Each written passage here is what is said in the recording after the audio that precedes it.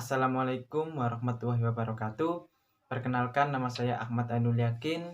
Di sini saya akan membahas tentang tugas untuk UAS mata kuliah Kimia Industri. Langsung saja ke soal dan jawabannya. Yang pertama, jelaskan prinsip dasar pemisahan produk minyak bumi sehingga dapat diperoleh produk akhir berupa aftur, bensin, dan lilin. Jawabannya, prinsip dasar pemisahan produk minyak bumi sehingga dapat diperoleh produk akhir berupa aftur, bensin, dan lilin ialah menggunakan metode distilasi. Awalnya minyak bumi yang ditemukan biasanya akan bercampur dengan gas alam berbentuk cairan kental hitam dan berbau. Minyak ini belum bisa dimanfaatkan secara langsung, oleh karena itu perlu dilakukan pemurnian dengan destilasi bertingkat, yakni dengan memisahkan komponen-komponen campuran berdasarkan perbedaan titik didih sehingga diperoleh kelompok-kelompok komponen dalam rentang titik didih tertentu yang kemudian dapat diperoleh produk akhir berupa aftur, bensin, dan lilin. Soal yang kedua, jelaskan reaksi saponifikasi dalam pembuatan sabun. Jawabannya, 1.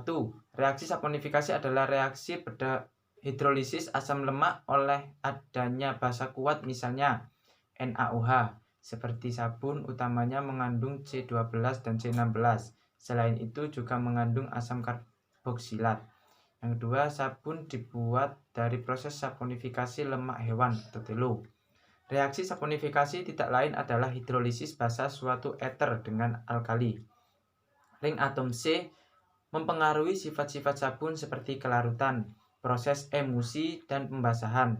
Sabun terdiri dari 95% sabun aktif dan sisanya adalah air, gliserin, garam, dan kemurnian lainnya.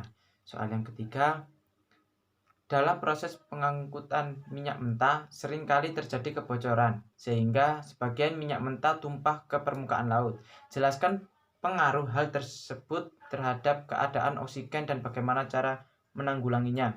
Jawabannya, yang pertama, pengaruh kadar oksigen dalam air laut adalah dapat menurunkan produksi ikan hingga kematian yang diakibatkan toksisitas subletal hingga toksisitas letal.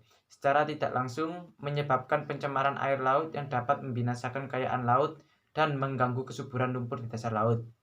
Yang kedua, penanggulangan tumpahan minyak bisa dilakukan dengan cara penyisihan secara mekanis, teknis bioremediasi, menggunakan sorben. Upaya yang lebih strategis adalah tindakan preventif untuk mengantisipasi terjadinya kecelakaan tumpahan minyak itu sendiri. Yang keempat, sebutkan gas-gas hasil fermentasi pupuk organik serta jelaskan reaksi kimia pupuk organik.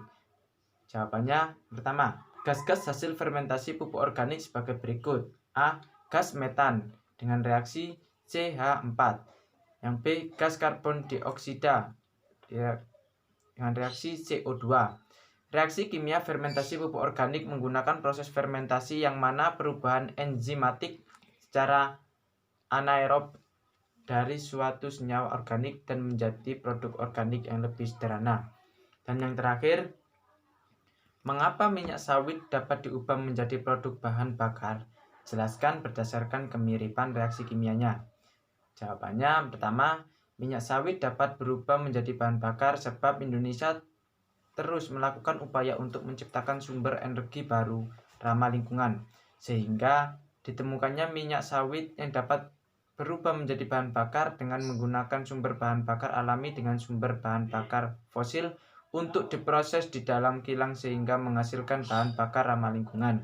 Yang kedua, berdasarkan kemiripan reaksi kimianya, pencampuran langsung CPO atau crude palm oil dengan bahan bakar fosil di kilang secara teknis lebih sempurna dengan proses kimia, sehingga menghasilkan bahan bakar bensin dengan kualitas lebih tinggi karena nilai oktan mengalami peningkatan.